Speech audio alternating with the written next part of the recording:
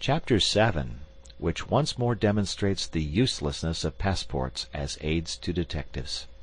The detective passed down the quay, and rapidly made his way to the consul's office, where he was at once admitted to the presence of that official. "Consul," said he without preamble, "I have strong reasons for believing that my man is a passenger on the Mongolia." And he narrated what had just passed concerning the passport.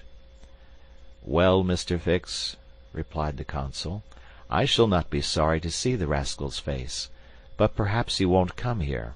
That is, if he is the person you suppose him to be. A robber doesn't quite like to leave traces of his flight behind him, and besides, he is not obliged to have his passport countersigned." "If he is as shrewd as I think he is, consul, he will come." "To have his passport visaed?" "Yes. Passports are only good for annoying honest folks, and aiding in the flight of rogues. I assure you it will be quite the thing for him to do, but I hope you will not visa the passport." "Why not?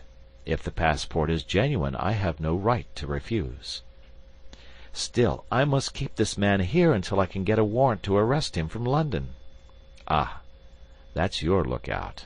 But I cannot—" The consul did not finish his sentence, for as he spoke a knock was heard at the door, and two strangers entered, one of whom was the servant whom Fix had met on the quay. The other, who was his master, held out his passport with the request that the consul would do him the favor to visa it. The consul took the document and carefully read it, whilst Fix observed, or rather devoured, the stranger with his eyes from a corner of the room. "You are Mr. Phileas Fogg," said the consul, after reading the passport. "I am." "And this man is your servant?" "He is. A Frenchman named Passepartout." "You are from London?" "Yes." "And you are going?" "To Bombay." "Very good, sir. You know that a visa is useless, and that no passport is required?" "I know it, sir," replied Phileas Fogg, "but I wish to prove by your visa that I came by Suez." "Very well, sir." The consul proceeded to sign and date the passport, after which he added his official seal. Mr. Fogg paid the customary fee, coldly bowed, and went out, followed by his servant. "Well?" queried the detective. "Well, he looks and acts like a perfectly honest man," replied the consul. "Possibly, but that is not the question. Do you think, consul, that this phlegmatic gentleman resembles, feature by feature, the robber whose description I have received?" "I concede that, but then, you know, all descriptions—" "I'll make certain of it," interrupted Fix. "The servant seems to me less mysterious than the master. Besides, he's a Frenchman, and can't help talking. Excuse me for a little while, consul." Fix started off in search of Passepartout.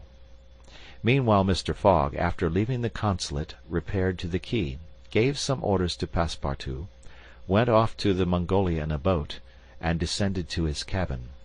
He took up his notebook, which contained the following memoranda: Left London, Wednesday, October 2nd, at 8:45 p.m. Reached Paris, Thursday, October 3rd, at 7:20 a.m. Left Paris, Thursday, at 8:40 a.m. Reached Turin by Mount Cenis, Friday, October 4th, at 6:35 a.m. Left Turin, Friday, at 7:20 a.m.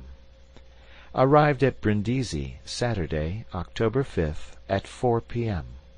Sailed on the Mongolia, Saturday, at 5 p.m. Reached Suez, Wednesday, October 9th, at 11 a.m. Total of hours spent, 158 plus, or, in days, 6 days and a half.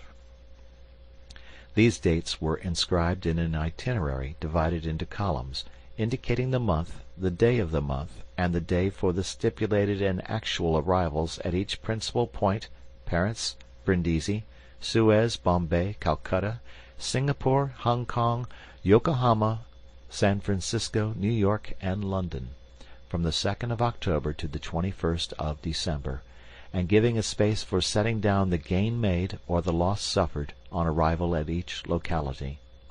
This methodical record thus contained an account of everything needed, and Mr. Fogg always knew whether he was behindhand or in advance of his time. On this Friday, October 9th, he noted his arrival at Suez, and observed that he had as yet neither gained nor lost.